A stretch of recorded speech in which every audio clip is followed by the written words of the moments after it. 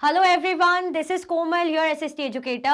Welcome back to your favorite channel Magnet Brains. Magnet Brains आपको provide कराता है high quality education, वो भी बिल्कुल फ्री ऑफ कॉस्ट। किंडरगार्टन से लेके क्लास 12 तक की सीबीएसई बोर्ड के कोर्सेज के साथ साथ आपको अदर स्टेट बोर्ड के भी कोर्सेज अवेलेबल है इन हिंदी मीडियम, जैसे कि UP board, Bihar board, Delhi board के कोर्सेज प्रॉपर सिस्टमैटिक वे में। कोई दिक्कत परेशानी आपको नहीं होगी। डेली प्रैक्टिस सेट्स के क्वेश्चंस भी मिलेंगे, प्रैक्टिस भी करते जाइएगा। ई बुक्स और ई नोट्स की लिंक आपको डिस्क्रिप्शन बॉक्स में अवेलेबल है, भटकने की बात बिल्कुल भी नहीं बनती। सो आज हम क्या करने वाले हैं, हमारा चैप्टर 3 है ज्योग्राफी का, जिसका नाम है आर चेंजिंग अर्थ। इसका माइंड मैप करने वाले हैं। हमारे अर्थ में जो बदलाव आते हैं, कैसे क्या बदलाव आते हैं, देख लेते भाई किस बारे में बात की जा रही है ना। स्टार्ट करते हैं। पहले तो आप क्या कर दो, हल्का फुल्का सा काम है, छोटा सा प्यारा सा लाइक शेयर कर दो। क्या करना है आपको, छोटा प्यारा सा काम करना है, लाइक और शेयर कर देने का। तो लाइक एंड शेयर कर दीजिए।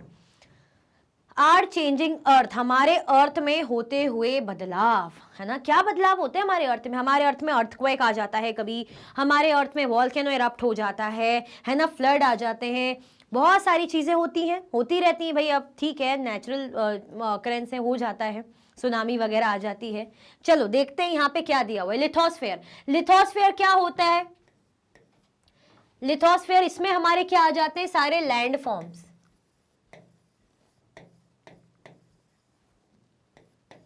इसमें क्या आते हैं, हमारे सारे लैंड फॉर्म्स आते हैं, mountain, plateaus, plains and all, broken into numerous pieces. Lithosphere को जब क्या होता है, बहुत सारे पीसेस में टूटते हैं, तो इसे क्या बोलते हैं?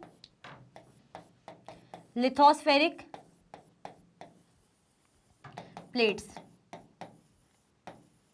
इसे क्या कहा जाता है? लिथोस्फेरिक प्लेट, है ना। जब ये क्या होता है, बहुत सारे पीसेस में टूटते हैं, ब्रोक होते हैं, इसे क्या बोला जाता है? Lithospheric plate. Big pieces are called lithospheric plates. और जो बड़े बड़े पीसेस होते हैं, बड़े बड़े पीसेस जो बनते हैं, वो हो जाती है हमारी लिथोस्फेरिक प्लेट। ठीक है, बड़े बड़े जो पीसेस, देखो मैंने ही बताया पीसेस में होते, लेकिन जो बड़े बड़े पीसेस है वो हो जाता है हमारा lithospheric plate. Earth crust has several large and small rigid irregularly shaped plates. हमारे अर्थ क्रस्ट की हम बात करें, क्रस्ट आपको क्या है? क्रस्ट आपको पता है क्या है? ये जो हमारा अर्थ है उसकी सबसे ऊपर की लेयर, है ना, हमारे अर्थ की सबसे टॉप की लेयर ये क्या होती है? ये जो सबसे टॉप की लेयर होती है हमारी हो जाती है क्रस्ट। इससे जो बीता हुआ चैप्टर है, जो इससे मतलब पुराना चैप्टर है, सेकंड नंबर का चैप्टर है, इससे पिछला जो चैप्टर है उसमें हमने अर्थ की लेयर्स पढ़ी थी, क्रस्ट, मेंटल एंड कोर। अगर आपको याद आ रहा हो, और याद आना ही चाहिए भाई, सिलेबस का पार्ट ऐसा तो है नहीं कि किसी दूसरी क्लास का पढ़ा तो चलो भूल भी गए, है ना। तो क्रस्ट की बात की जा रही है कि जो अर्थ का क्रस्ट होता है हमारा, has several large and small rigid irregularly shaped plates। इसकी जो प्लेट्स होती हैं वो कैसी होती है? बड़ी बड़ी प्लेट्स होती हैं, छोटी छोटी होती हैं, रिजिड हार्ड, और इरेगुलर शेप वाली प्लेट्स होती है, अलग अलग शेप्स वाली प्लेट्स होती हैं। The movement of these plates causes changes on the surface of the earth. अब जब ये प्लेट्स क्या होती है, मूव करती है ऐसे स्लोली स्लोली, और बहुत स्लो मूव करती है, the movement of these plates causes changes on the surface of the earth, है ना। इसमें क्या होता है, अर्थ सरफेस में चेंजेस कॉज होते हैं अर्थ ये प्लेट्स के मूवमेंट के कारण। क्लियर हुआ? तो ये क्या हो जाती है, हमारी लिथोस्फेरिक प्लेट्स। क्लियर हो गया, आया समझ में? तो लिथोस्फेयर यानी जिसमें हमारे सारे लैंड फॉर्म्स आते हैं, प्लेन्स, प्लेट्यूज एंड ऑल, है ना, इरेगुलर सरफेस रहता है। अब क्या बोला जा रहा है, लिथोस्फेरिक प्लेट्स किसे कहते हैं? जब ये जो बड़े बड़े पीसेस होते हैं उन्हें कहा जाता है। अर्थ क्रस्ट के क्या होते हैं, बहुत से बड़े और छोटे या रिजिड इरेगुलरली शेप प्लेट्स यहाँ पे हमें देखने को मिलती है। इन प्लेट्स का जो मूवमेंट होता है किस कारण होता है? जब सरफेस हो अर्थ में उसमें चेंजेस आते हैं, है ना। जब प्लेट्स मूव होती है तो अर्थ के सरफेस में चेंजेस हमें देखने को मिलते हैं। आगे बढ़े, क्लियर हो गया? ओके। अर्थ मूवमेंट, अब अगर हम अर्थ के मूवमेंट की बात करें, अर्थ जब मूव करता है, मूव कैसे करेगा? अर्थ क्या मूव कर रहा है? वैसे तो रोटेट रिवॉल्व हो ही रहा है हम कह रहे हैं, लेकिन किस टाइप के मूवमेंट? यहां पे बात की जा रही है एंडोजेनिक फोर्सेस, यहां पे बात की जा रही है एक्सोजेनिक फोर्सेस, है ना। यहां पे बोल रहे हैं एंडोजेनिक फोर्सेस, ये है एक्सोजेनिक फोर्सेस। एंडोजेनिक और एक्सोजेनिक नाम से आपको थोड़ा सा समझ में आ रहा होगा, नाम से ही आपको थोड़ा इसका आइडिया लग रहा होगा। क्या लग रहा है आइडिया भैया?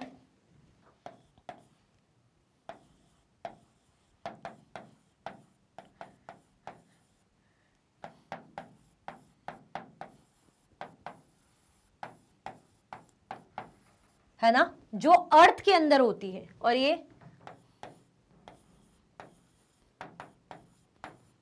या इसको अगर ऐसे भी नहीं लिखें एक्सोजेनिक, यानी इसको ज्यादा अच्छे समझ में आएगा, आप ये ना लिख के इसको लिख दो इनसाइड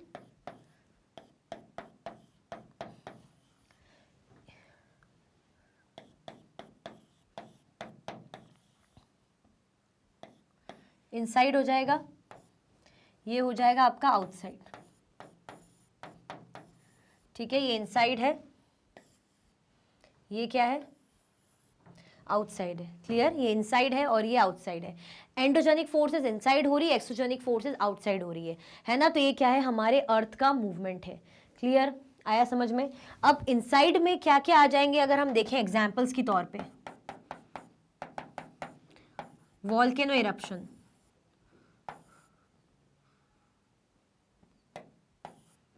वॉल्केनो, जब वॉल्केनो इरप्ट होता है,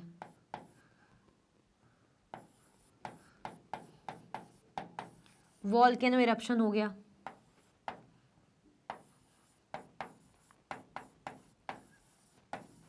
अर्थक्वेक हो गया, है ना। अब यहां पे एक आध दो एग्जांपल हम देख सकते हैं, जैसे erosional activity, erosional activity. Clear, तो ये क्या हो जाएगी, एंडोजेनिक फोर्सेस जो इनसाइड हो रही है, अंदर हो रही है, एक्सोजेनिक फोर्सेस जो आउटसाइड हो रही है।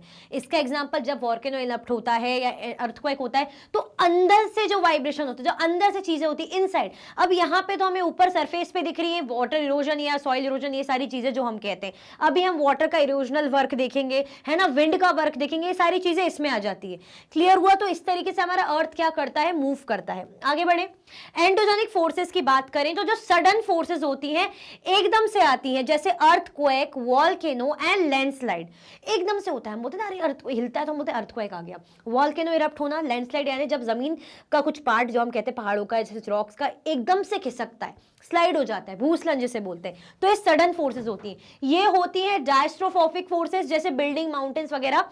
क्लियर हो गया, आया समझ में। तो एंडोजेनिक फोर्सेस में भी दो टाइप हो जाते हैं हमारे, सडन फोर्सेस और डायस्ट्रोफोबिक। यहाँ पे सडन जो है एकदम से होने वाली, अर्थक्वेक, वॉल्केनो, लैंडस्लाइड, और डायस्ट्रोफिक फोर्सेस क्या हो जाती है, बिल्डिंग, माउंटेन्स, जब माउंटेन्स वगैरह क्रिएट होते हैं। ठीक है, इसका स्क्रीनशॉट लेना है, स्क्रीनशॉट ले लो। ये सिर्फ अभी एंडोजेनिक का है, जो इनसाइड होता है। एंडो मतलब inside. Exogenic forces erosional and depositional work.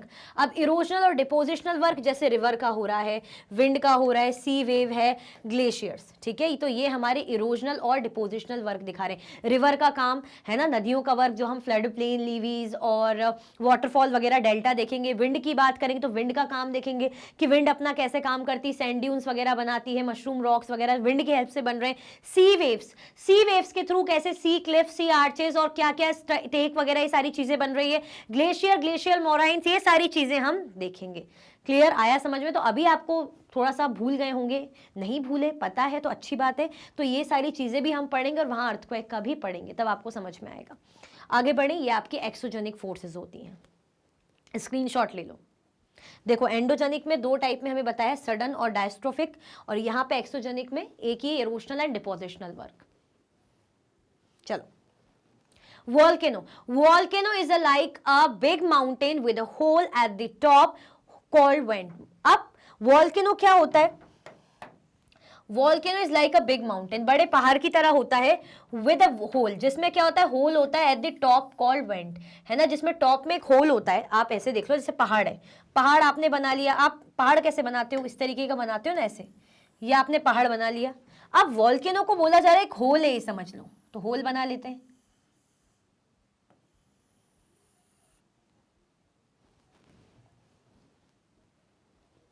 अब यहां पे होल बना लेते, चलो।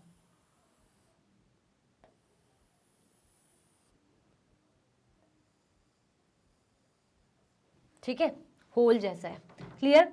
Inside the earth it is really hot and sometimes this heat makes magma मॉल्टन rock push up through the went. अब क्या होता है, वेंट यानी, वेंट का मतलब क्या हो जाता है, ओपनिंग। वेंट का मीनिंग क्या होता है, ओपनिंग होता है।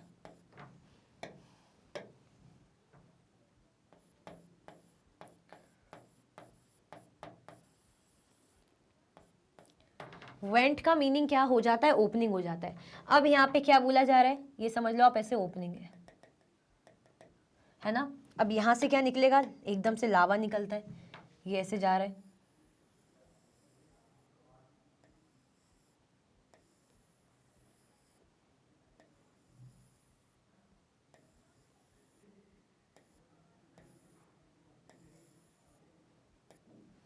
ये क्या निकल रहा होता है, ओपनिंग से लावा निकल रहा होता है। क्लियर हुआ, आया समझ में। देखो, inside the earth it is really hot. भाई हमें पता है अर्थ का, हमने पढ़ा था ना, अर्थ की जो सबसे इनर मोस्ट लेयर है जिसे हम कोर कहते हैं, कितनी ज्यादा गर्म होती है, बहुत ज्यादा हीट और बहुत ज्यादा प्रेशर होता है, वहां पर पहुंचना मुश्किल है। तो इनसाइड द अर्थ क्या रहता है, बहुत ही ज्यादा हॉट रहता है। और कई बार जो हीट है इस मैग्मा को क्या बना लेती है, इस मैग्मा को, मतलब जो मैग्मा है, जो मेल्टेड रॉक, जो गली हुई रहती है, मेल्टेड रहती है, वो ऊपर की तरफ जाती है ना, वेंट की तरफ जाती है, जैसे ऊपर को जाएगी, धक्का पड़ता है कि भाई ऊपर को जाओ, यहां से वो खिसक खिसक के ऊपर को जाएगी। When the magma comes out of the volcano, it is called lava। अब क्या होता है, जब ये जो मैग्मा बाहर आता है, इसको क्या बोल रहे हैं, इसको बोल रहे हैं हम लावा। ये क्या बोला जा रहा है, इसको लावा। और ये क्या है, वेंट।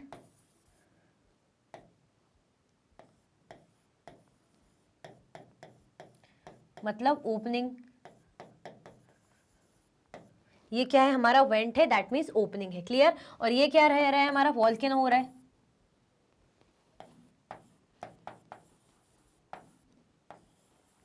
आ गया समझ में, क्लियर हो गया। वेंट मतलब ओपनिंग, ये जो बाहर आ रहा है हमारा लावा है, और ये वॉल्केनो है। क्लियर। तो ये हो गया वॉल्केनो। तो ये क्या होती है, हमारी एंडोजेनिक फोर्सेस। मतलब इसमें ये रहता है, बिग माउंटेन की तरह होता है, पहाड़ की तरह ही होता है, पहाड़ जैसे ही ना, ऐसा ही शेप होता है पहाड़ का, लेकिन इसमें एक होल रहेगा, छेद। होल मतलब छेद होता है। कई बार क्या होता है, हमने देखा कि अंदर बहुत गर्मी रहती है अर्थ के, ये जो रॉक्स हैं वो क्या होती है, मेल्ट हो जाती है, जिसको हम बोल रहे हैं, है ना, ये मेल्ट हो जाएगी। अब ये ऊपर की तरफ जाएगी, यानी ओपनिंग की तरफ जाएगी, जहां से खुला हुआ है, होल जहां से ओपन है, वेंट है, ओपनिंग है, यहां से बाहर आता है। तो जो ये बाहर आता है रेड रेड, उसको हम क्या बोलते हैं, लावा बोलते हैं। और ये क्या हो जाता है, हमारा वॉल्केनो। क्लियर, आगे बढ़े, आया समझ में। चलो, the lava flows down the sides of the volcano and cools, turning into solid rocks. अब ये जो लावा है बह के जाता है साइड में, बाहर ये क्या होता है, बह के चला जाता है ना। The lava flows down the sides of the volcano. अब वॉल्केनो के साइड्स में जाता है और ठंडा हो जाता है, और टर्निंग इनटू सॉलिड रॉक। और किस में टर्न हो जाता है, सॉलिड रॉक में। Lava can be accompanied by ash, gas and volcanic rocks. Lava कैसे, इसमें और क्या क्या मिलेगा, जैसे ऐश, राख हम बोलेंगे, गैस हो जाएगी, और वॉल्केनिक रॉक्स होती है। Think of it like shaking a soda bottle, when you open it the pressure inside force the liquid out in a Fiji eruption. अब आप ये सोचो, जैसे आप सोडा बॉटल को ऐसे ऐसे खिलाते हो ना, शेक करते हो, एकदम शेक करते हो, जैसे आप बटन बोली, सॉरी, जो बॉटल का कैप है, जो ढक्कन हम बोल रहे हैं, उसको ओपन करते हो, एकदम से बाहर आती है वो। तो ऐसे ही यहाँ पे क्या हो रहा है, अंदर ये पूरा वो हो रहा है, हॉट से गर्म हो रहा है, और एकदम से ऊपर को धक्का लग रहा है, बाहर आ जा रहा है लावा। क्लियर हो गया, आया समझ में। तो आप ऐसे इमेजिन कर सकते हो, ये अच्छा एग्जाम्पल है। earthquake, when the lithospheric plates move the surface of the earth vibrates। अब हमने क्या देखा, जो हमारे अंदर लिथोस्फेरिक प्लेट्स है, हमारे अंदर नहीं, हमारे अर्थ की बात की जा रही है। लिथोस्फेरिक प्लेट्स हैं, जो बड़े बड़े पीसेस रहते हैं प्लेट्स के, वो मूव करते हैं, और बहुत ही स्लोली मूव करते हैं, ऐसा नहीं कि बहुत तेज तेज तेज तेज मूव कर रहे हैं। when the lithospheric plates move the surface of the earth vibrates। जो अर्थ का सरफेस है ना, जैसी मूव होती, वाइब्रेट होता है, एकदम से वाइब्रेशन, आपको पता है कैसे होता है, vibration travel all around the earth called earthquake. अब जब ये वाइब्रेशन ट्रेवल होता है ऑल अराउंड द अर्थ, पूरे अर्थ में आसपास की जगहों पे, इसे क्या बोला जाता है, earthquake। The place in the crust where the movement start is called the focus। The place is on the surface above the focus is called the epicenter। मैंने पहले इसको इसलिए रीड करा ताकि मैं आपको एक्सप्लेन कर पाऊं। जैसे हमें कौन सी जगह से ये बताया जा रहा है कि स्टार्ट हो रहा है earthquake, है ना, तो यहां से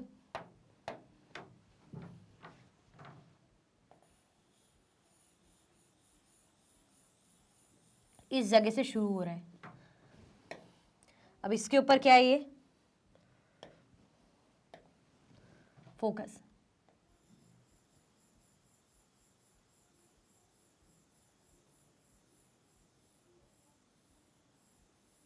ठीक है, अब यहां से जनरेट हो रहा है, अब ये क्या होगा, इधर उधर फैलेगा, ट्रेवल होगा।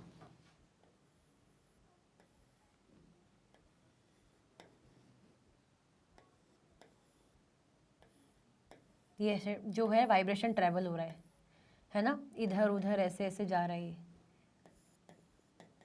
ये आप समझ जाओ, ये जमीन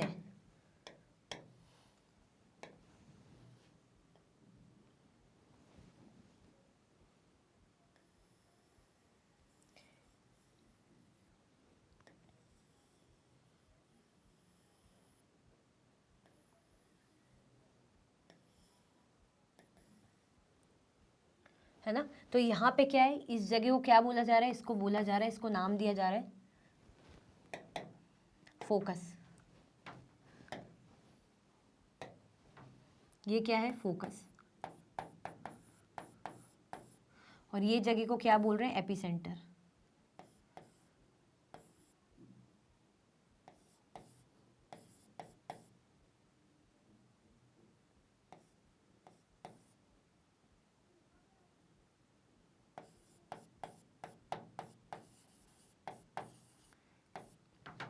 इस जगह का नाम क्या है, इसको क्या बोला जा रहा है, इसको बोलते हैं हम एपिसेंटर।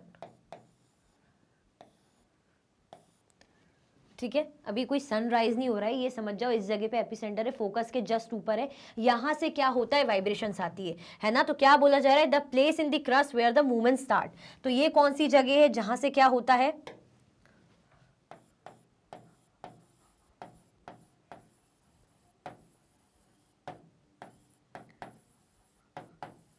यहां से मूवमेंट स्टार्ट होता है। और ये कौन सी जगह, यहां पे क्या होता है, यहां पे लिखा है, जब ये हमारी प्लेस है फोकस के ऊपर की, है ना।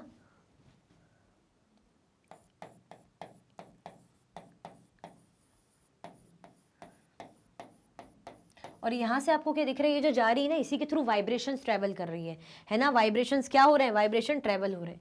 आगे देखते हैं।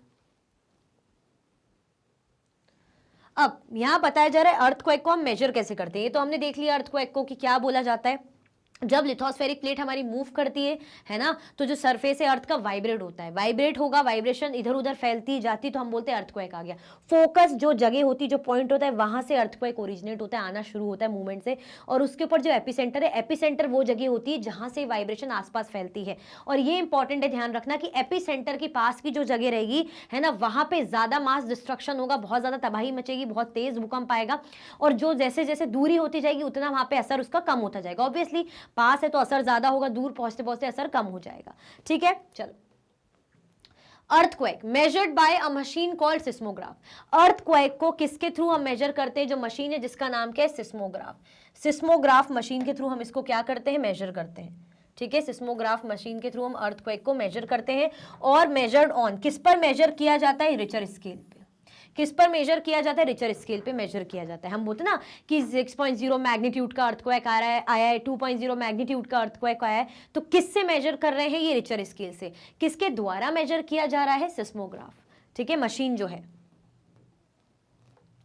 अर्थक्वेक मेजरमेंट अगर 2.0 पर आता है, 2.0 पर आता है या उससे लेस आता है, तो यानी हमें हल्का सा ही फील होगा। जैसे मैं अभी पढ़ा रही हूँ, एकदम से अर्थक्वेक आएगा तो मुझे ऐसे फील हो जाएगा कि हाँ कुछ ऐसे हुआ, अर्थक्वेक आया, ऐसा मुझे फील होगा, है ना। लिटिल लिखा है। Over 5.0 causes damage from things falling. अगर बात करें 5.0 की, तो 5.0 पे ऐसा आता है कि जो चीजें हैं वो गिरना शुरू हो जाती है। जैसे फॉर एग्जांपल ये एकदम से कुछ ऊपर से गिरेगा, है ना, गिरने एक आध दो चीज गिर जाएगी, जैसे ये थोड़ा सा हिल गया, गिर गया, या ऊपर से कुछ गिर गया, ऐसा हो जाएगा। 6.0 और higher magnitude is considered very strong. अब 6.0 आएगा, है ना, उससे भी ज्यादा आएगा, ये क्या माना जाता है, ये बहुत ही स्ट्रॉन्ग है। और 7.0 को तो बोला जाता है मेजर अर्थक्वेक। मतलब अगर जैसे एक 2.0 का आया तो एकदम से मैं पढ़ा रही हूँ, हिल गई कि भैया अर्थक्वेक आया। अगर 5.0 का आएगा तो ऊपर से कोई चीज़ गिर जाएगी, लाइट वगैरह, ट्यूबलाइट या पंखा फैन हो सकता है, थोड़ा गिर जाए। अब अगर 6.0 का आएगा तो चीज़ें और ज़्यादा गिरेंगी, ये पूरा गिर जाएगा सब कुछ। और अगर बोल रहे हैं 7.0 तो लगभग हो सकता है मैं दिखूँ ही ना, सब कुछ ही गिर जाए, इतना ज़्यादा खतरनाक होता है। आपने देखा ही अर्थक्वेक का असर कितना, तो बिल्डिंग्स वगैरह गिर जाती है। क्लियर हुआ, आया समझ में। तो ये अर्थक्वेक मेजरमेंट इस तरीके से हुआ जाता है। ये मैग्नीट्यूड है अर्थ का। 2.0 यानी बहुत कम, 5.0 यानी ऐसा कि चीज़ें गिरने लग जाती है, 6.0 मतलब बहुत ज़्यादा, मतलब उसको वेरी स्ट्रांग माना जाता है, 7.0 को तो मेजर अर्थक्वेक बोलते हैं। ठीक है, आगे बढ़े। Types of earthquake waves, earthquake waves के टाइप्स क्या होते हैं? तो पी वेव्स होती हैं, एस वेव्स होती हैं और एल वेव्स होती हैं। पी वेव्स और लॉन्गिट्यूडनल, इसे क्या बोला जाता है? पी वेव्स और लॉन्गिट्यूडनल वेव्स बोलते हैं। एस वेव्स को ट्रांसवर्स वेव्स बोलते हैं। एल वेव्स को सरफेस वेव्स बोलते हैं। ठीक है, तो ये ध्यान रखने की जरूरत है, एक्स्ट्रा इन्फॉर्मेशन में हमें हमारी बुक में दिया हुआ है कि वेव्स कितने टाइप की होती है। तो हमारी जो वेव्स होती है बेसिकली हम लिख सकते हैं पी एस एल, है ना। क्या होती है हमारी वेव्स? पी एस और एल, PSL। क्लियर हो गया? आगे बढ़े, चलो। अर्थक्वेक प्रेडिक्शन मेथड, अब हम अर्थक्वेक को प्रेडिक्ट कैसे कर सकते हैं? हम ये नहीं कह रहे कि बिल्कुल ही आ जाएगा, बट हम कुछ आइडिया तो लगा सकते हैं, है ना। थोड़ा सा हम उसके लिए प्रिपेयर हो जाए तो बेटर है। जैसे हम बोलेंगे ना, अरे यार मुसीबत आने वाली है, या हम बोलते हैं ना एग्जाम आने वाले हैं, तो प्रिपेयर रहते हैं चीज़ों के लिए, तो हम ज़्यादा अच्छे से परफॉर्म कर पाते हैं। अब यहाँ पे हमें पता है कि भाई अर्थक्वेक आ सकता है, तो हम उसके लिए तैयारी कैसे करें? और मतलब तैयारी तो छोड़िए, हम उसके प्रेडिक्ट कैसे करें, कैसे पता लगाएं कि अर्थक्वेक के चांसेस है? बिहेवियर ऑफ वाइल्ड एनिमल्स, जैसे जो जंगली जानवर है उनके बिहेवियर से हम समझ सकते हैं। एजिटेटेड फिशेज, जैसे फिश टैंक वगैरह आप देखोगे मछलियां जो है एकदम से बहुत ज़्यादा चल रही हैं, फ्लोट हो रही है, इधर उधर स्विम करी, तेज़ मतलब चल रही है, तो ऐसा लग रहा है जैसे हड़बड़ी सी कुछ लग रही है आपको। जैसे नॉर्मली फिश आप एक्वेरियम वगैरह में देखते हो या जैसे देखते हो, तो फिश आपको नॉर्मल दिखती है, आप पानी वगैरह में देखते हो, तालाब पॉन्ड्स वगैरह में, नदियों में, लेकिन आपको दिख रहा है कि बहुत ज़्यादा उचक रही है या इधर उधर जा रही, कुछ आपको फील हो रहा है, तो उससे आप समझ सकते हैं। Snakes coming out to the surface from their holes, अब जैसे सांप है, जो स्नेक्स है ना, जो स्नेक्स होते हैं वो अपने उसमें रहते हैं, उसमें रहते हैं भाई, होल्स वगैरह में घुसे हुए रहते हैं अंदर, जो उसमें गड्ढों में।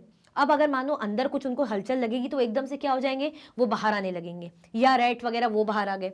Animals trying to unite themself and run away, animals क्या कोशिश करते हैं? इकट्ठा होने की और भागने की कोशिश करते हैं। Birds leaving their nest and beginning to chatter loudly, birds क्या करने लग जाते हैं भाई? अपने नेस्ट, अपने जो घोंसलों को छोड़ने लग जाते हैं और चू चू चू ऐसे करके आवाज निकालने लग जाते हैं बहुत तेज। Small tremors known as foreshocks often occur before a major earthquake, है ना।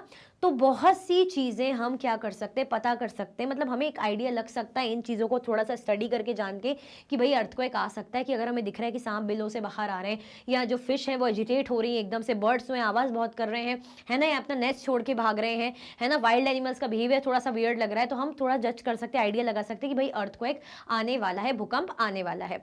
आप ये देखते हो जैसे चिड़ियाओं की आवाज़, बिल्ली वगैरह आसपास होती है तो चिड़ियाँ कितनी आवाज़ करती हैं, उनकी आवाज़ वो अलग ही होगी। वैसे तो चहचहाट एक अलग ही हो जाएगी, प्यारी प्यारी, लेकिन अलग ही इरिटेटिंग सी लगेगी आपको।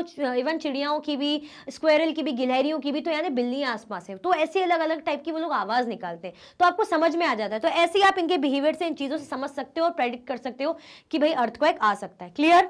आगे बढ़े। अर्थक्वेक प्रिपेयर्डनेस, अब आप अर्थक्वेक के लिए प्रिपेयर कैसे हो सकते हो? अब सही बात है ना कि तैयारी तो रखनी पड़ती है। Safe spot, stay away from, be prepare. देखो सेफ स्पॉट, सबसे पहले तो आपको सेफ स्पॉट ढूंढना है जहां यूजुअली जब अर्थक्वेक आता है, आपने देखा चीजें गिरती तो आप सर छुपाते हो, है ना, टेबल के नीचे छुप जाओगे। अंडर अ किचन काउंटर, जैसे जो किचन काउंटर है उसके अंदर आप छुप जाइए, टेबल या डेस्क के नीचे चले जाइए। Stand against on inside corner और वॉल, आप ऐसे कॉर्नर पे खड़े हो जाइए एक साइड, है ना, बीच ऐसे बिल्कुल मत खड़ी हुई, कॉर्नर, वॉल के कॉर्नर पे खड़े हो जाइए, किचन काउंटर के अंदर चले जाइए, तो मतलब उस अंदर छुप जाइए, डेस्क के नीचे छुप जाइए। तो इस तरीके से आप क्या कर सकते हो, ये आपका सेफ स्पॉट है। क्लियर हुआ? After that stay away from, किस चीज से आपको दूर रहना है? ये तो ठीक है कि सेफ स्पॉट ढूंढना है, अब दूर किन चीजों से रहोगे?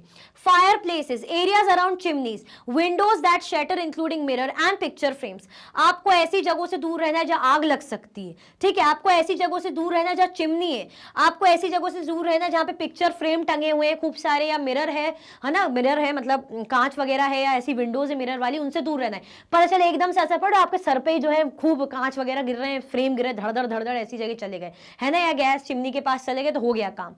तो इन चीजों से दूर रहना है, इन चीजों का स्पॉट ढूंढना है। बी प्रिपेयर्ड, प्रिपेयर्ड किस चीज के लिए रहना है? Spread awareness amongst your friends and family members, आपको क्या करनी है, इस अवेयरनेस फैलानी है अपने फ्रेंड्स और फैमिली मेंबर्स के बीच में, ठीक है भाई, सबसे पहले तो। और साथ में क्या, कॉन्फिडेंट भी रहना है। ऐसा नहीं है कि भाई को डर गए, घबरा गए, हो सकता है आसपास टेबल हो जहां आप छुप सकते थे, बच सकते थे, बट आप पहले ही घबरा गए, तो बस हाथ जोड़ रहे हो भगवान के सामने, रो रहे हो, मम्मी पापा को याद कर रहे हो, मम्मी पापा को मतलब जो अपनी गलतियां मिस कर रहे हो कि बस अब तो हो गया, अब तो मैं ऊपर आ रहा हूँ। नहीं, ऐसा नहीं सोचना, आपको प्रेजेंस ऑफ माइंड होना चाहिए, ठीक है, आपको थोड़ा सा अवेयर रहना चाहिए, रेडी रहना चाहिए, अपने फ्रेंड्स एंड मेंबर्स को भी अवेयर करना चाहिए कि भाई ऐसा ऐसा करो, अगर कभी भी आप ऐसे जोन में रह रहे हो जहाँ पे अर्थक्वेक प्रोन एरियाज है जहाँ पे अर्थक्वेक आते रहते हैं, तो be prepare for that, okay, be confident. अब जिसको आदत हो जाती है तो वो उस चीज़ के लिए वैसे भी मेंटली रेडी रहते हैं। अब एकदम से कभी हो तो आप उस चीज़ के लिए प्रिपेयर रहो। क्लियर हुआ? कोई भी कंफ्यूजन, दिक्कत तो नहीं है। बोलते हैं ना भगवान भी उसी की मदद करता है जो खुद की मदद करता है। आप हाथ जोड़ के ऐसे रोने लगोगे तो फिर काम नहीं चलेगा। क्लियर? आगे बढ़े तो ये क्या हो गया हमारा अर्थक्वेक प्रिपेयरनेस। सेफ स्पॉट ढूंढिए, किन चीजों से दूर रहना है वो आपको पता ही चल गया, और किन चीजों के लिए प्रिपेयर रहना है वो भी आपको पता चल गया। आगे बढ़े।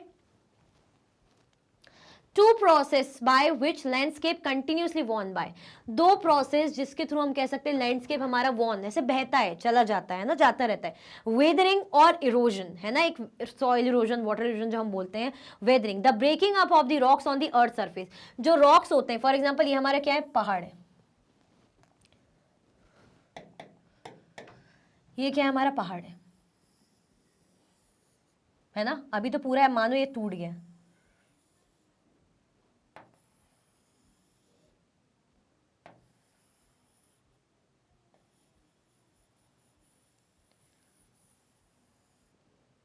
टूट जाएंगे।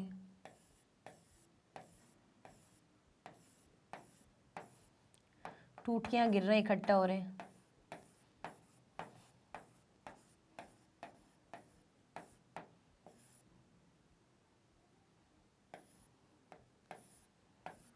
ठीक है, तो ये क्या होती है, वेदरिंग की प्रोसेस। इस प्रोसेस को क्या बोला जाता है,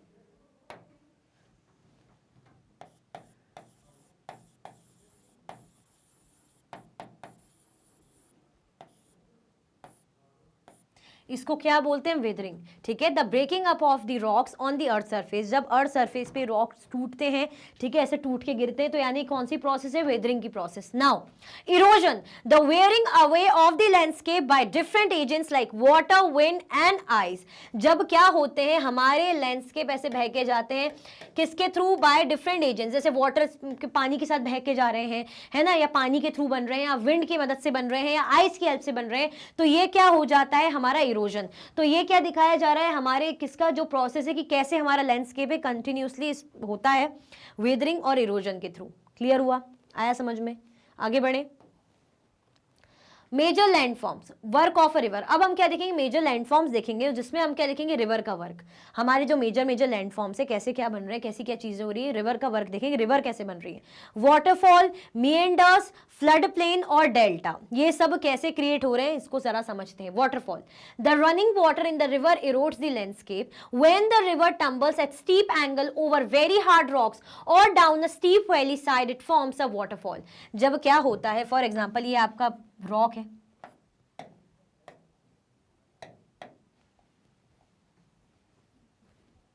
ये क्या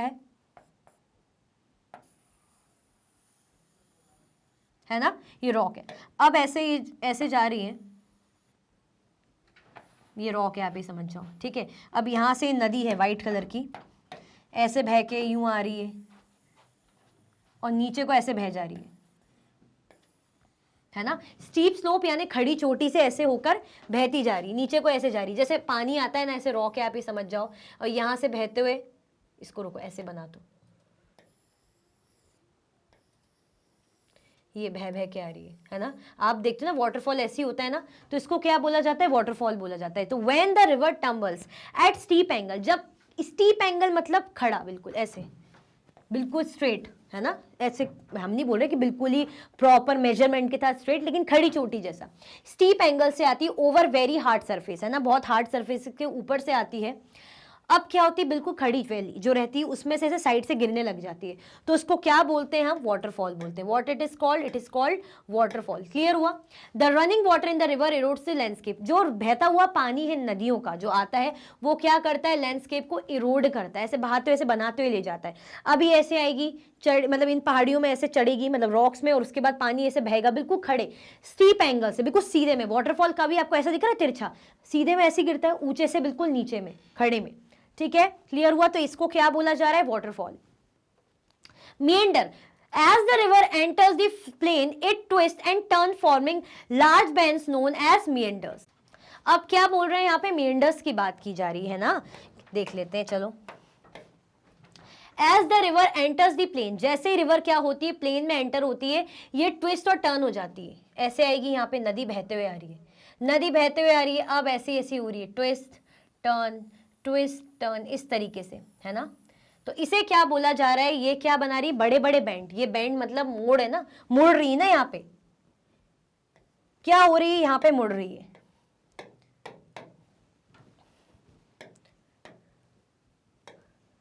इसे क्या बोला जा रहा है, ये यहाँ पे बेंड हो रही है, तो इसी को क्या बोल रहे हैं हम, ये देखो ऐसे,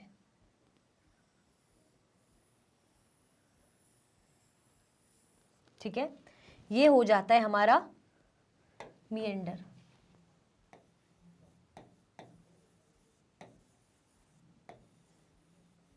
ठीक है, इसको क्या बोलते हैं, मिएंडर बोलते हैं। बिल्कुल सांप जैसे ऐसे ऐसे ऐसे ऐसे ट्विस्ट एंड टर्न होते हुए आती है।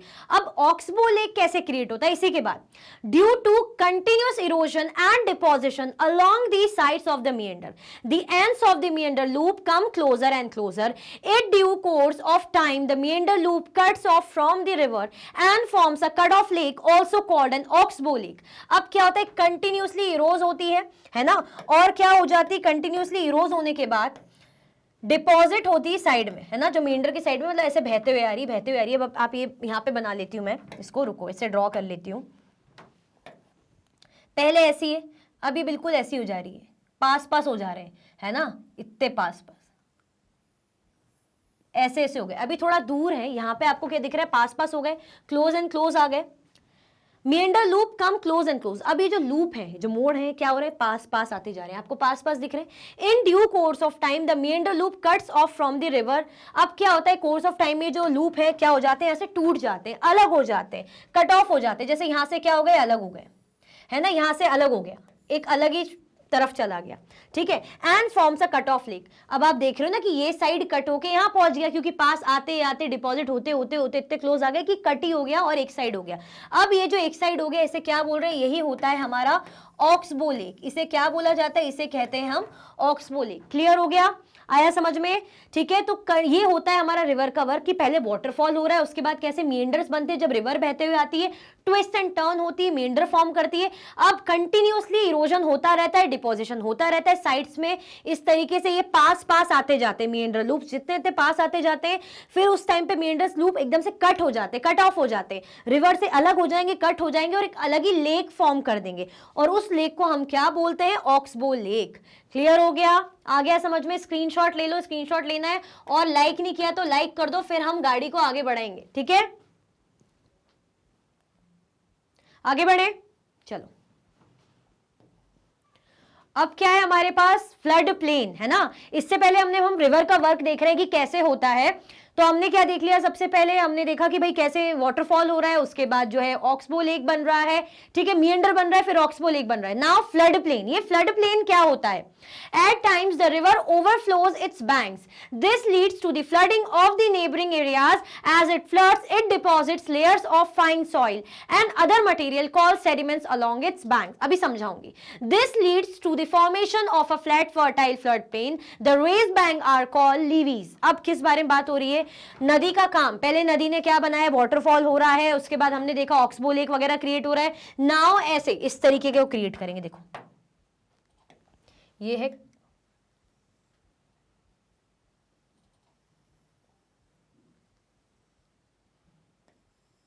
ये जो यहां से ऐसे उठा हुआ है ना, इसको क्या बोला जा रहा है, लीवीज।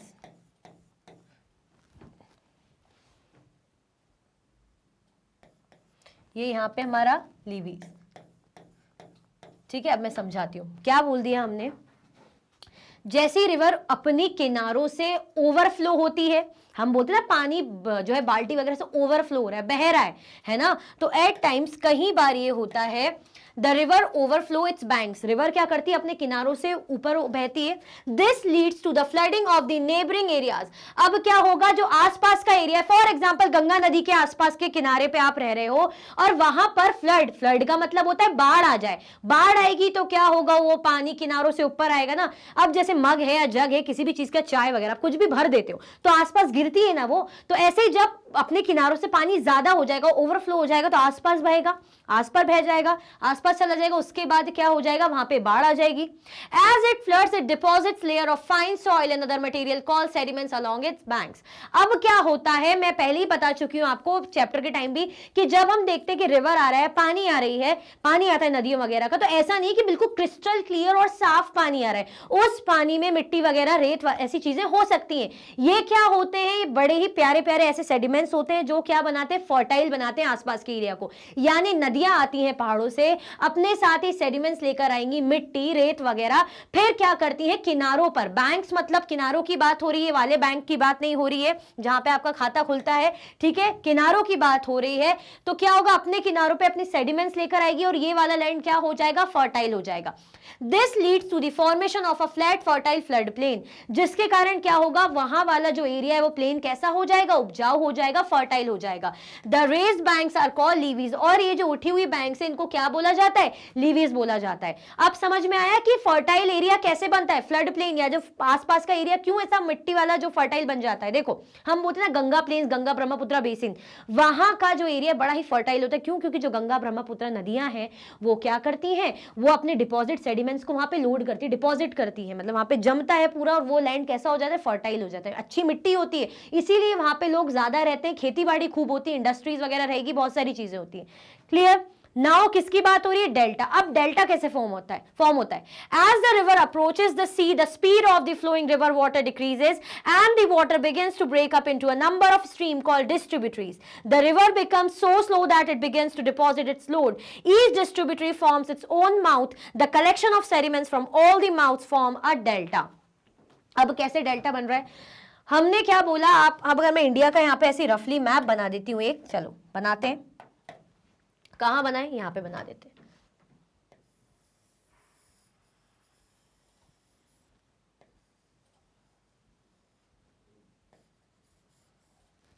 ये है इंडिया, ये है क्या है हमारा इंडिया। अब यहां पे आपको पता है क्या है, अरेबियन सी, यहां पे क्या है, बे ऑफ बंगाल,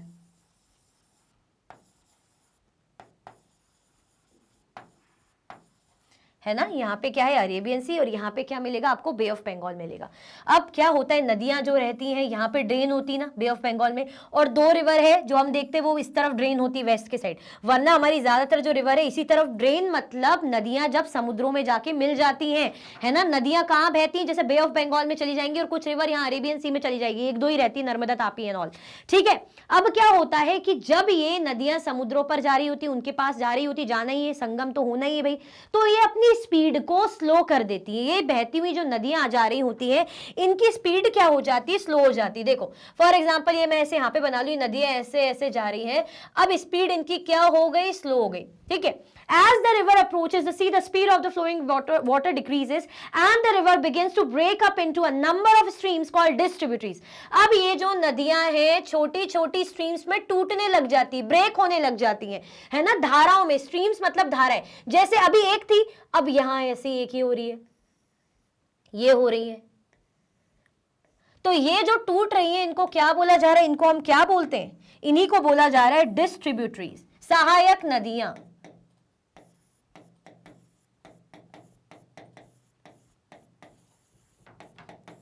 इसको क्या बोलते हैं हम, डिस्ट्रीब्यूटरीज बोलते हैं, यानी कहलाती हैं हमारी सहायक नदियां। है मैं क्लियर, कोई प्रॉब्लम दिक्कत तो नहीं है, आ रहा है समझ में। सहायक नदियां यानी जब नदी क्या होती है अलग अलग स्ट्रीम्स में टूट जाती है, क्यों टूटती है, क्योंकि उसकी स्पीड स्लो हो जाती है, समुद्र पे उसको मिलना होता है, टूटने लग जाती है, डिस्ट्रीब्यूटरीज क्रिएट होती है। The river becomes so slow that it begins to deposit its load. अब नदी इतनी ज्यादा स्लो हो जाती है कि उसके अंदर जो लोड होता है ना, लोड मतलब ये जो फॉर एग्जाम्पल मैंने यहाँ पे बना ली मिट्टी, रेत वगैरह, है ना, ये जो लोड है इसके साथ आ रहा है, पानी मैंने बताया ना ऐसे साफ तो आता नहीं, बिल्कुल क्रिस्टल क्लियर पानी है, कोई गंदगी नहीं, उसमें मिट्टी, रेत वगैरह ये सारी चीजें होती है। अब क्या करेगी, अपने साथ ये लोड लेकर आ रही ना, इनके साथ ये लोड है, क्या होगा आगे, each distributary forms its own mouth. हर डिस्ट्रीब्यूटरी का अपना एक माउथ रहेगा, मुंह रहेगा, यानी जहां से वो लोड निकालेगी, यहां से जैसे लोड यहाँ पे निकालेगी, ये लोड यहाँ पे निकालेगी, ऐसे ऐसे करके ये लोड हो जाएगा यहाँ पे, ठीक है, जमा हो जाएगा यहाँ पे इस एरिया में।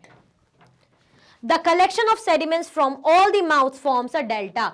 अब ये जो चीजें निकल रही है ना सेडिमेंट से, जो मिट्टी रेत वगैरह रिवर के माउथ से, ये इकट्ठा मिला के क्या बनाती है, ये बनाती है डेल्टा। ये क्या क्रिएट करती है, it creates a delta. Clear हुआ, आ गया समझ में? ठीक है, फिर से बता देती हूं क्या बोला जा रहा है कि जो नदियां हैं, कहां पे बना के बताऊं, चलो यहीं पे बना के बता देती हूं। जैसे यहां से आप ये देखो नदी जा रही है, ठीक है,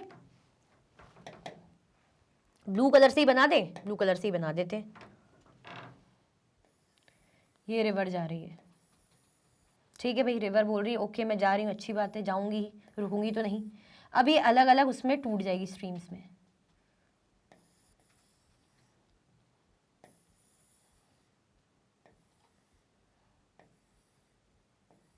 अलग अलग स्ट्रीम्स में टूट जाएगी, ठीक है। ये मतलब एक नदी थी और इसमें टूट गई, और ये जो टूटी हुई स्ट्रीम से, इनको क्या बोल रहे हैं, इनका नाम भी लिखेंगे हम, जरूरी है। इनको बोला जाता है डिस्ट्रीब्यूटरीज। ये क्या है,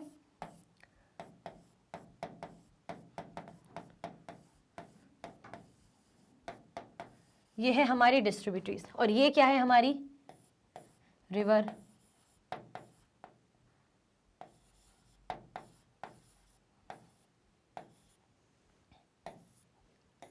ये हमारी क्या है, ये है रिवर। ओके, मैंने बताया आपको कि ये अकेली नहीं आती, इसमें क्या होती, मिट्टी वगैरह साथ लेकर आती है। तो चलो मिट्टी वगैरह बना लेते हैं इसमें।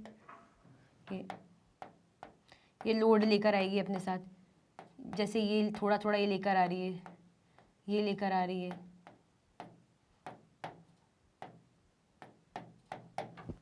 अब ये क्या हो जाएगा, लोड। यहां से ये जो जगह है ना, ये वाली जगह रेड कलर से कर दूं इसको, इनको, ये देखो रेड कलर से कर देते हैं।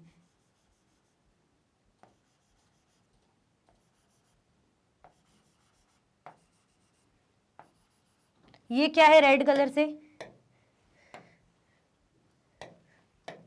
ये है हमारे रिवर का माउथ।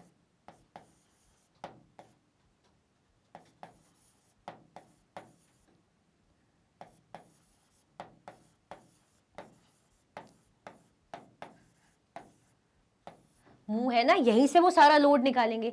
अब ये जो लोड है इसको कर लेते हैं अपन, ब्राउन ब्राउन कलर ही लिया था ना, ब्राउन कलर से ले लेते हैं, लाइट ब्राउन थोड़ा सा ये वाला ले लेते हैं। यहाँ पे सब जमा हो जाएगा, बहुत सारे लोड जो है इकट्ठा हो जाएंगे यहाँ पे।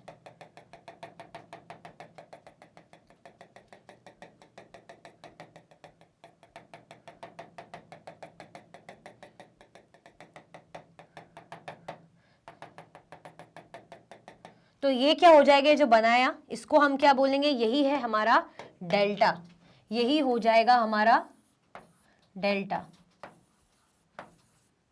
ठीक है। प्रोसेस समझ में आ गई, डेल्टा कैसे बनता है। जैसे हमारा बड़ा ही फेमस डेल्टा है सुंदरबंस डेल्टा, ठीक है। कैसे क्रिएट होता है, इन्हीं नदियों से। देखो क्या बोला, फिर से एक बार बता देती हूँ, क्योंकि कहीं लोगों को डेल्टा समझ में नहीं आता है। लास्ट टाइम में उसके बाद नहीं समझाओगी, ये डायग्राम बना हुआ है। अब इसको समझाती हूँ कि क्या बोला है कि रिवर जैसे ही समुद्रों में मिलने जाने वाली रहती है, हमने देखा ना, मैंने बताया कि अरेबियन सी इस साइड है हमारा, वेस्ट साइड, इस तरफ हमारा बे ऑफ बंगाल है। अब as the river approaches the sea, the speed of the flowing river water decreases and river begins to break up into number of streams called distributaries। अभी अलग अलग स्ट्रीम्स में बढ़ गई, पहले एक नदी थी अब टूट गई है, और इसे क्या कह रहे हैं, डिस्ट्रीब्यूटरीज। अब ये हो रहा है कि नदी जो है हर स्ट्रीम अपने साथ क्या लेकर आ रही है, लोड लेकर आ रही है, सेडिमेंट्स का। सेडिमेंट्स में मिट्टी रेत वगैरह ये सारी चीजें पार्टिकल्स हो सकते हैं, तो ये लोड देखो लेकर आ रही है, ब्राउन ब्राउन ब्राउन। अब इनका जो रेड रेड रेड जो मैंने बनाया, ये क्या है, रिवर का मुंह है, माउथ है। इस माउथ से वो क्या कर रही है, पूरा लोड अपने मुंह से छोड़ रही है, निकाल रही है। तो ये पूरा लोड ऐसे जमा हो जाता है, इकट्ठा हो जाता है यहाँ पे, जैसे ब्राउन ब्राउन पहले मैंने पूरा बना दिया है। इसे हम क्या बोलते हैं, ये कहलाता है हमारा डेल्टा। क्लियर हुआ, इसे क्या बोलते हैं हम, इसे हम बोलते हैं डेल्टा। अब आ गया समझ में, स्क्रीनशॉट लेना, इसका स्क्रीनशॉट ले लो, फिर मैं आगे बढ़ रही हूं, ठीक है। 3-4 बार आई थिंक मैंने समझा ही दिया है। बढ़े आगे, okay. Work of sea waves. अब हम सी वेव का वर्क देखेंगे कि सी वेव्स कैसे काम करती, समुद्रों की जो लहरें होती है ना, वेव्स, उनको कहा जा रहा है। सी केव्स होते हैं, सी आर्चेस होते हैं, स्टेक्स होते हैं, और सी क्लिफ। मतलब क्या क्या चीजें समुद्र में बन रही है, क्या क्या हो रही है, वो सारी चीजें हैं, देख लेते हैं। Sea caves, sea waves continuously strike at the rocks, crack develop over time, they become larger and wider, thus hollow like caves are formed on the rocks, they are called sea caves। अब क्या बोला जा रहा है हमसे, sea caves। देखो लहरें हैं, यूं जा रही समुद्र के लिए, छप छप छपा कैसे जा रही है, छप छप छप छपा कैसे बह रही है, ऐसी चलती ना लहरें, up and down up and down up and down होती रहती हैं। तो अब आप ये समझ जाओ कि यहाँ पे क्या है, जो सी वेव्स आ रही हैं, यहाँ पे एक है रॉक। अब मैं कौन से कलर से बना लेती हूँ, ब्राउन कलर से रॉक बना लेती हूँ। यहाँ पे हमने बना लिया एक पहाड़, इसी के ऊपर ऐसे रॉक जैसा बना लिया है।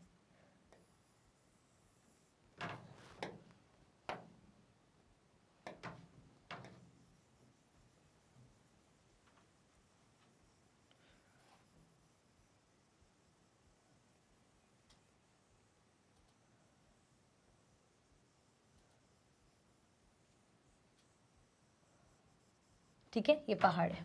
ओके, नाउ अब क्या बोला जा रहा है हमसे कि जो इसको ब्लू कलर से बनाएंगे, जो सी वेव से आ रही हैं, कंटिन्यूसली आती रहती हैं, ऐसे आ रही है, ये बहते हुए ऐसे ऐसे ऐसे और इससे टकरा रही है, फिर जैसे एक दो तीन ऐसे और टकराती जा रही है, ऐसे ऐसे होते होते टकराती जा रही है। अब ये टकरा रही है तो क्रैक्स डेवलप हो रहे हैं। क्या बन रहे हैं, क्रैक आ रहे हैं, है ना। कोई भी चीज हम ठोकते हैं, ऐसे बार बार मुक्का मारेंगे, फॉर एग्जांपल हम पंच करेंगे वॉल पे, तो धीरे धीरे करके क्रैक डेवलप होने लग जाएगा। तो ऐसे समझो क्रैक आ गए, है ना, ऐसे। अब जैसे क्रैक बन जाए, अब आप समझ जाना, मेरी ड्राइंग तो फिर आपको पता है, ये क्रैक डेवलप हो गया फॉर एग्जांपल कि अब टूटने वाला है कुछ। Sea waves continuously strike at the rocks, cracks develop over time, they become larger and wider. अब वक्त के साथ साथ जो क्रैक है बढ़ते जाते हैं बढ़ते जाते हैं। जब कोई चीज फटी हुई है, टूटी हुई है, क्रैक है, उसको और छेड़ोगे और तोड़ोगे तो और बढ़ जाएगी। Thus hollow like caves are formed on the rocks। अब क्या होता है, कैसी होलो बन जाती है, देखो ऐसा बन जाता है। मैं ब्लैक कलर से बना देती हूँ, ये क्रैक बढ़ गया, केव बन गई। केव का मतलब क्या होता है पता है ना, गुफा।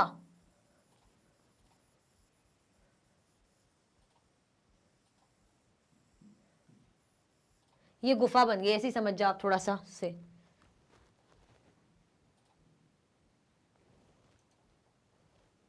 ठीक है, गुफा बन गई। अब Thus hollow like caves are formed on the rocks, they are called sea caves। और इन्हीं को हम बोलते हैं, जो केव बन जाता है ना गुफा जैसा। अब आप ऐसे ब्लैक को ऐसे इमेजिन करो तो ये समझो खाली हो गया है, अब ऐसा केव जैसा बन गया है ना, कि कोई गुफा बन गई। तो इसे क्या बोल रहे हैं, इसी को नाम दिया जा रहा है sea caves. What are we calling it, it is called sea caves. Now sea arches क्या होते हैं, the cavities become bigger and bigger, only the roof of the caves remain, thus forming sea arches. अब क्या हो रहा है, arc कैसे create हो रहा है कि अब कैविटीज अभी भी बढ़ती जा रही, मतलब ये जो क्रैक्स हैं, जो केव है, अभी बढ़ रहे हैं, है ना, अभी भी बढ़ बढ़ के अब कैसा बन जाएगा, आर्क। अच्छा, आर्क का शेप आपने देखा है कैसा होता है, आर्क ऐसा होता है, आर्क सिर्फ ऐसा होता है ना। तो अभी तो केव है, अब ये आर्क कैसे बनेगा, इसको ब्लैक कलर से और कवर करते हैं हम, देखो आर्क जैसा शेप हो जाएगा।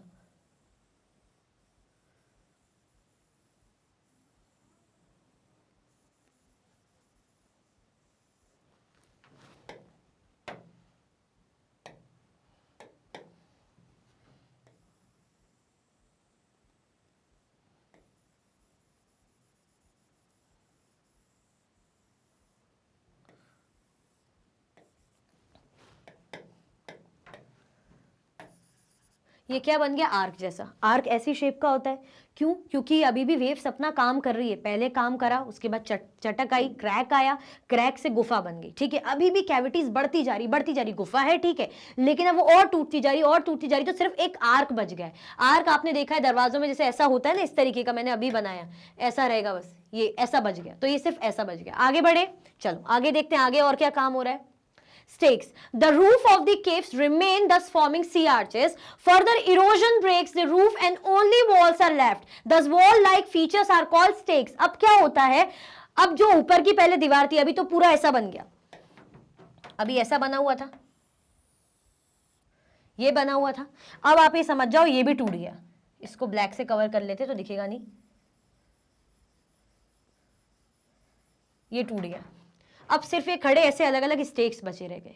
तो ये क्या हो जाते हैं, स्टेक्स हो जाते हैं। क्यों, क्योंकि जो ऊपर का पार्ट है, यानी छत, यानी रूफ, यानी जो आर्क बना हुआ था, उसकी जो रूफ है, छत टूट गई। अब इस साइड की वॉल्स बची है, इसे क्या बोल रहे हैं, स्टेक्स बोल रहे हैं। नाउ सी क्लिफ क्या होता है, the steep rocky coast rising almost vertically above sea water is called sea cliff. जब ऐसे खड़ी हुई, ऐसे रॉक खड़ी रहती है, ऐसे रॉक रहती है, फॉर एग्जाम्पल ये मैंने रॉक बना ली यहाँ पे ब्राउन कलर से, है ना, ऐसी रॉक है यहाँ पे, है ना, ये क्या है, रॉक बनी हुई है ना, ये रॉक बनी हुई है, और यहाँ पे क्या है, यहाँ पे पानी है, ये समुद्र का पानी है यहाँ पे, ऐसा समझ लो, रहता है ना समुद्रों के बीच में रॉक्स बनी रहती हैं, पहाड़ चट्टाने बनी रहती हैं, तो इसी को क्या बोल रहे हैं, वर्टिकली, इससे बिल्कुल खड़े में, स्टीप, तो इसे क्या बोलते हैं हम, सी क्लिफ। क्लियर हुआ, आया समझ में? तो ये हमारे वर्क है किसका, सी वेव्स का, कि सी वेव्स कैसे काम करती हैं। आगे बढ़े, चलो। नाउ वर्क ऑफ आइस, अब किसका काम देखेंगे, हम आइस का वर्क देखेंगे। The material carried by the glacier such as rocks big and small, sand and silt get deposited, these deposit form glacier moraines. अभी क्या बोलते हैं, ग्लेशियर मोराइन कैसे बनाते हैं, जो मटेरियल कौन लेकर आता है अपने साथ, ग्लेशियर, है ना, बर्फ का काम अब हम देख रहे हैं, आइस कैसे काम करती है।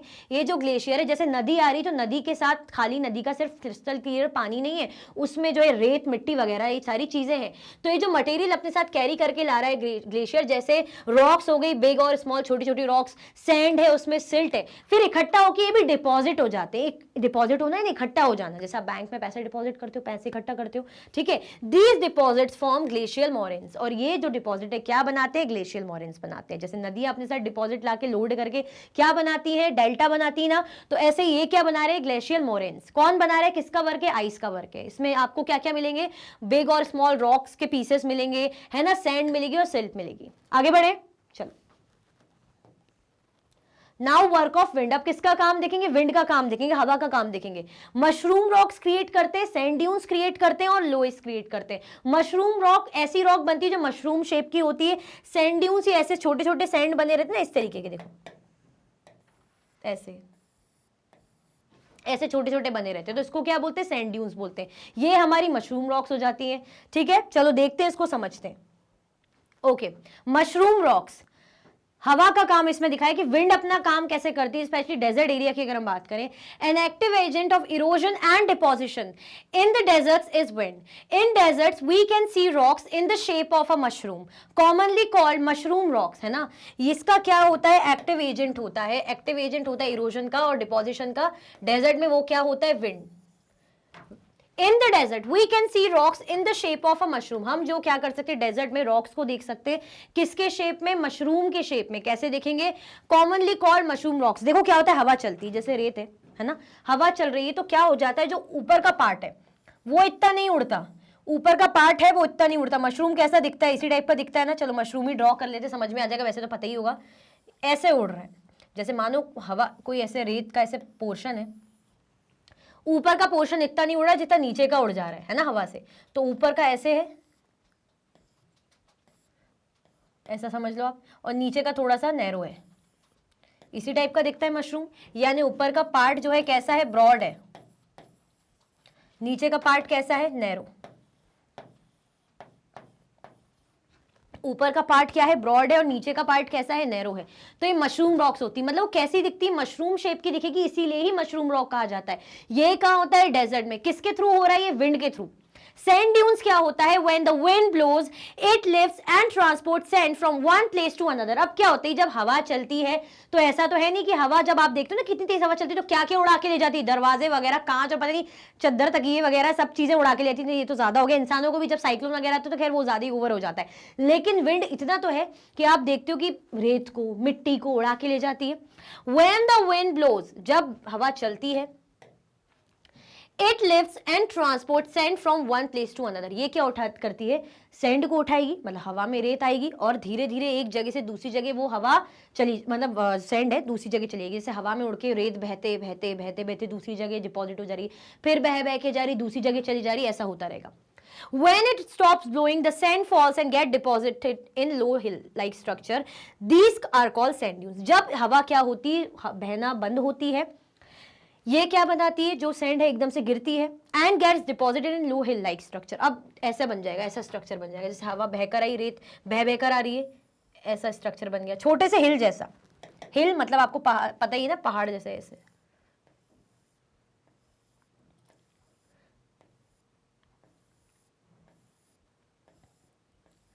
ठीक है, तो ऐसा छोटे छोटे से हिल जैसा बन जाएगा। आप देखोगे रेतों को, जैसे आपने टीवी में, आपने देखना, गूगल करना सैंड ड्यून्स को, तो ऐसे उठे उठे छोटे छोटे छोटे शेप के दिखेंगे, जैसे पहाड़ बन रहे हो, बहुत छोटे छोटे हिल्स, ठीक है। तो इसे क्या बोला जाता है? Sand dunes. क्लियर हुआ? इजी है, इसमें ज्यादा कुछ इतना ज्यादा डीपली समझने जैसा है नहीं। मशरूम रॉक समझ में आ गया, मशरूम शेप की हो जाती है। सैंड ड्यून्स क्या होता है? जब हवा की मदद से जो रेत है एक जगह से दूसरी जगह डिपॉजिट होती है, हवा जब उड़ना बंद करती है तो डिपॉजिट होगी, रेत एक जगह गिरेगी, है ना, फॉल डाउन होगी, उसके बाद क्या होगा? ऐसे बिल्कुल थोड़े छोटे से हिल लाइक स्ट्रक्चर बनाएगा, जिसे हम क्या कहते हैं? Sand dunes. लोइस क्या होता है? When the grains of sand are very fine and light, the wind can carry it over very long distances. When such sand is deposited in large areas, it called loess. Large deposits of loess is sand dunes found in China.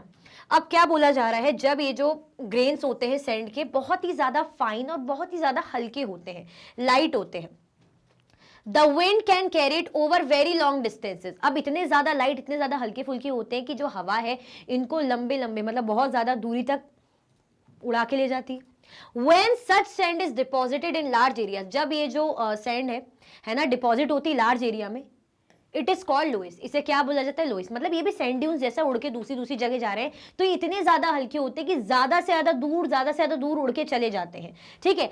ऐसे ही large deposit जो है Lewis का, इस sand dunes, ये कहाँ मिलता है? China में। आप वहां पे देख सकते हैं, गूगल करना, आपको समझ में आ जाएगा, दिख जाएगा कि किसके बारे में बात की जा रही है। जब तक इमेज नहीं देखोगे ना, चीजें इतने अच्छे से क्लियर नहीं होगी, ठीक है। तो ये क्या काम कर रहा है? इसमें आपने पढ़ा तो क्या समझा कि इसमें हवा कैसे काम कर रही है, उड़ा के ले जा रही है, मशरूम रॉक्स बना रही है, सैंड ड्यून्स बना रही है। जैसे हमने इससे पहले रिवर का या वाटर का वर्क देखा था कि रिवर कैसे काम कर रही है, और हमने विंड का वर्क देखा था कि वो कैसे काम कर रही है, वेव्स का वर्क देखा था कि वेव्स कैसे काम कर रही है, सी आर्क बना रही है, सी क्लिफ बना रही है।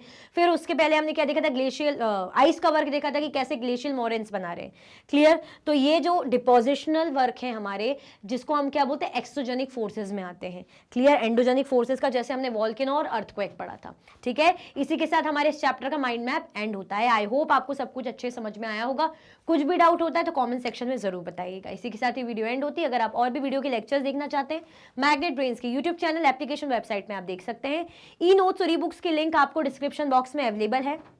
ये सारे के सारे हाई क्वालिटी के कोर्सेज है, जैसे कि CBSE board, Delhi board, Bihar board, UP board, MP board, Rajasthan board, Vedic maths, crash course, spoken English courses अच्छी क्वालिटी में और 100% फ्री आपको अवेलेबल है। आप हमें सारे के सारे प्लेटफॉर्म पर भी फॉलो कर सकते हैं, जैसे कि यूट्यूब है, फेसबुक है, इंस्टाग्राम, एक्स और व्हाट्सअप। लाइक, शेयर, सब्सक्राइब करना बिल्कुल भी ना भूलें। अपना ख्याल रखें। Thank you so much for watching.